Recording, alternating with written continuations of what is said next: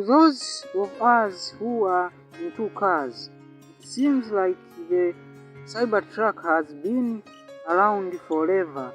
It was announced in November 2019 and has seemingly been in the news every day since, but for a sizable segment of the population, this may as well be an alien lander or an escape military project. It looks like it drove out of the Home Depot Andromeda in the year 3000, carrying a pallet of nano armor for the all-fusion recombiner back at the Gorgon ranch. When the door opens, you half expect to see the driver's seat occupied with a hologram.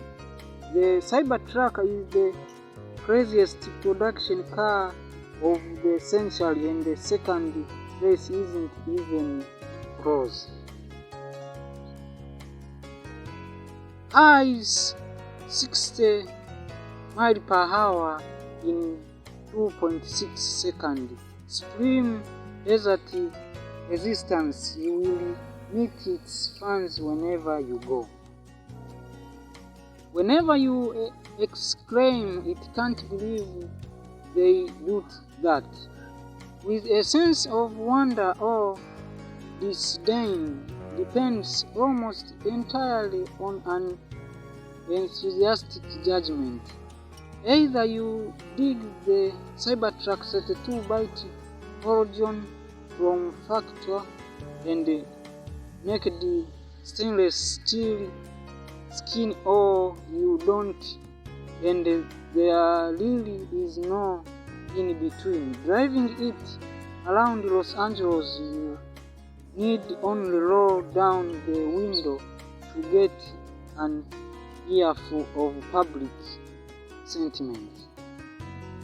One guy on a bike ride past and yelled, "Sing-song Cybertruck lane." Another say, "I don't know why that gets so much hate. It's look cool." And yet another calls out, "Is that made for woods?" We talk you a significant percentage of the population can't accept that real car company actually built this to sell to the general public. We are still grappling with that ourselves. Consider that this three-motor beast model, or cyber beast if you will, is a 6,901 pound electric pickup truck that can tow 11,000 pounds and also hit 60 miles per hour in 2.6 seconds, which matches the time we recorded from a Lamborghini Huracan STO. It has steer by wire and brake by wire, and its low voltage architecture is bumped up to 48 voltage from the typical 12. The truck various sensors and controllers communicate over the internal loops network that Tesla claims dramatically reduces the amount of wiring needed for communication among the various subsystems in the truck. The power tornado cover for the bed is rockable and strong enough to stand on. And then there is the stainless steel skin, which is dent resistant and strong enough that the doors have no internal side impact beams because they don't need them. The Cybertruck represents a thorough thinking of how you build a car. Much of it is self-imposed, but progress can come in strange forms. For instance, that steer by wire system is essentially byproduct of Tesla's determination that yokes are cooler than steering wheels, which means you absolutely need a variable steering ratio to avoid multiple turns lock to lock. The Cybertruck tire is rectangular, essentially a yoke with a top bar, while variable ratio steering can be accomplished. Mechanically, it is more elegant to handle electronically, and so the uninitiated inevitably pull away in the Cybertruck, tracking a spaghetti path because it's easy to apply too much steering input.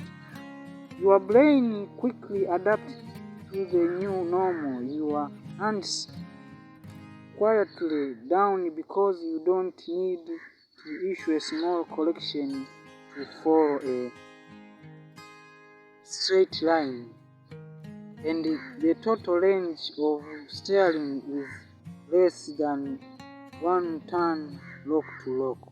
The rear axle steering plays a role too, enhancing agility to the point that the beast dual rear motor don't do any trunk vectoring across the axle because the truck is nimble enough already. At one intersection we had to wait for the Ford F-250 ahead of us to execute a 2-point U-turn that the Tesla dispatched in a single arc.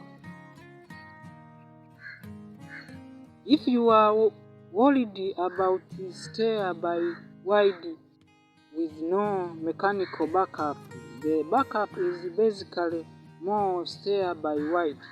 There are 2 steering motors, each of which uses a separate controller and power supply with various sensors on each of sniff out any issue. If one of the motor fails, the truck will go into a limp mode with a 5-minute cut-down to pull over.